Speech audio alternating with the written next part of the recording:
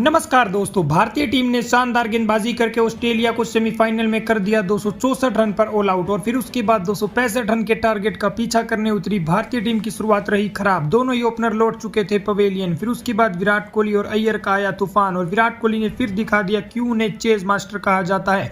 लेकिन अंत में इस रोमांचक मुकाबले में आया एक नया मोड़ और इस टीम ने जीत हासिल करके फाइनल में बनाई अपनी जगह। तो क्या है आज के सेमीफाइनल मुकाबले का पूरा हाईलाइट्स बताएंगे दोस्तों आपको हमारी इस वीडियो में। लेकिन दोस्तों अगर आप भी विराट कोहली के बहुत बड़े फैन हैं तो इस वीडियो को एक लाइक और चैनल को सब्सक्राइब कर लीजिएगा। वीडियो का लाइक टारगेट केवल 500 लाइक्स है। दोस्तों आज चैंपियन ट्रॉफी का पहला सेमीफाइनल मुकाबला भारत और ऑस्ट्रेलिया की टीम के बीच खेला गया, जहां ऑस्ट्रेलिया की टीम ने टॉस जीतकर पहले बल्लेबाजी करने का फैसला किया और पहले बल्लेबाजी करने उतरी ऑस्ट्रेलिया की तरफ से ट्रेविस हेड और कूपर ने पारी की शुरुआत की।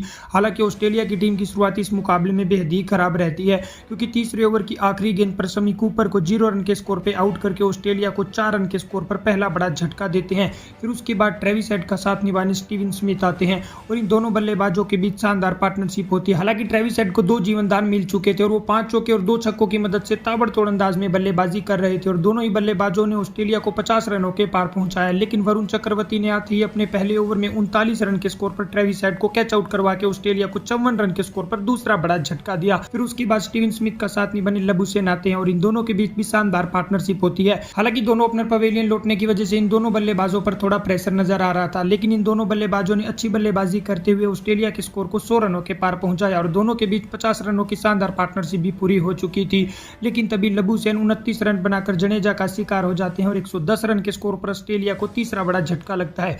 फिर उसके बाद स्टीवन स्मिथ का साथ निभाने जोश इंग्लिश आते हैं और इन दोनों के बीच भी शानदार पार्टनरशिप होती है। स्टीवन स्मिथ शानदार अपना अर्धशतक पूरा करते हैं, लेकिन जोश इंग्लिश अपनी पारी को बड़ा नहीं कर पाते और जडेजा की गेंद पर 11 रन बनाकर आउट हो जाते हैं और 144 रन के स्कोर पर ऑस्ट्रेलिया को चौथा बड़ा झटका लगता है। फिर उसके बाद स्टीवन स्मिथ का साथ निभाने एलेक्स कैरी आते हैं और कैरी आते ही ताबड़तोड़ अंदाज में चौके लगा रहे थे ताकि स्टीवन स्मिथ से प्रेशर हट सके और स्टीवन स्मिथ भी अच्छी बल्लेबाजी करते हुए धीरे धीरे अपने शतक के करीब पहुंच रहे थे। दोनों बल्लेबाजों के बीच 50 रनों की पार्टनरशिप पूरी होती है और ऑस्ट्रेलिया का स्कोर 200 रनों के नजदीक पहुंच चुका था। लेकिन तभी मोहम्मद शमी 73 रन के स्कोर पर स्टीवन स्मिथ को फुल टॉस गेंद पे आउट करके ऑस्ट्रेलिया को 198 रन के स्कोर पर 5वां बड़ा झटका देते हैं। फिर उसके बाद मैक्सवेल आते हैं, लेकिन वो भी आती है एक छक्का लगाकर 7 रन बनाकर अक्सर की गेंद पर बोल्ड हो जाते हैं और 205 रन के स्कोर पर ऑस्ट्रेलिया को छठा बड़ा झटका लगता है।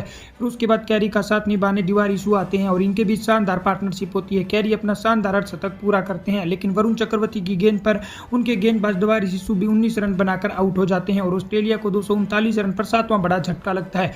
फिर उसके बाद आखिरी के ओवरों में एलेक्स कैरी भी 2 रन लेने के चक्कर में अय्यर के हाथों 61 रन के स्कोर पर रन आउट हो जाते हैं और 249 रन के स्कोर पर ऑस्ट्रेलिया को 8वां बड़ा झटका लगता है, जिस वजह से ऑस्ट्रेलिया की टीम 49.3 ओवर में 264 रन के स्कोर पर ऑल आउट हो जाती है। और वहीं भारतीय टीम की तरफ से मोहम्मद शमी ने सबसे ज्यादा 3 विकेट चटकाए। उसके अलावा वरुण चक्रवर्ती जडेजा को 2-2 मिले और वहीं हार्दिक पांड्या अक्षर पटेल को 1-1 विकेट मिला।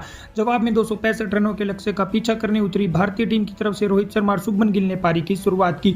हालांकि शुरुआती 2-3 ओवरों में दोनों बल्लेबाजों ने काफी अच्छी बल्लेबाजी की। रोहित शर्मा शानदार छक्का भी लगा चुके थे, लेकिन तभी शुभमन गिल 8 रन बनाकर आउट हो जाते हैं और 30 रन के स्कोर पर भारत को पहला बड़ा झटका लगता है। फिर रोहित शर्मा का साथ निभाने विराट कोहली आते हैं, लेकिन इन दोनों बल्लेबाजों की पार्टनरशिप भी ज्यादा देर क्रीज पर नहीं टिक पाती। रोहित शर्मा स्वीप शॉट लगाने के चक्कर में 29 गेंदों पर 28 रन बनाकर आउट हो जाते हैं और 43 रन के स्कोर पर भारतीय टीम को रोहित के रूप में दूसरा बड़ा झटका लगता है। फिर उसके बाद कोहली का साथ निभाने श्रेयस अय्यर आते हैं और इन दोनों के बीच शानदार पार्टनरशिप होती है। हालांकि विकेट गिरने की वजह से दोनों बल्लेबाज थोड़ी सी धीमी बल्लेबाजी कर रहे थे, लेकिन दोनों बल्लेबाजों ने भारतीय टीम के स्कोर को 100 रनों के पार पहुंचाया और विराट कोहली शानदार अपना अर्धशतक भी पूरा करते हैं। दूसरे छोर पर श्रेयस अय्यर भी अर्धशतक के करीब पहुंच चुके थे, लेकिन तभी जैम्पा की गेंद पर वो 45 रन बनाकर बोल्ड हो जाते हैं और 134 रन के स्कोर पर भारत को तीसरा बड़ा झटका लगता है। फिर उसके बाद कोहली का साथ निभाने अक्षर पटेल आते हैं और अक्षर पटेल आते ही शानदार बल्लेबाजी करते हैं और छक्के के साथ ऑस्ट्रेलिया के गेंदबाजों का स्वागत करते हैं और इन दोनों के बीच भी अच्छी पार्टनरशिप होती है।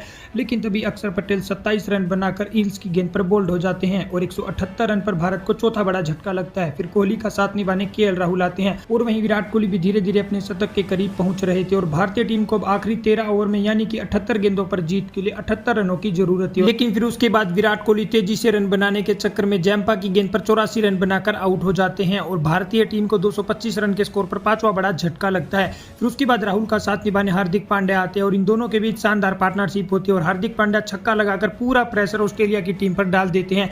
अब 29 गेंदों पर 28 रनों की भारतीय टीम को जरूरत थी और इन दोनों बल्लेबाजों ने अंत में शानदार बल्लेबाजी करके इस रोमांचक सेमीफाइनल में भारतीय टीम को जीत दिलवा दी और इसी के साथ भारतीय टीम अब फाइनल में पहुंच चुकी है। तो दोस्तों टीम इंडिया के लिए एक लाइक तो बनता है।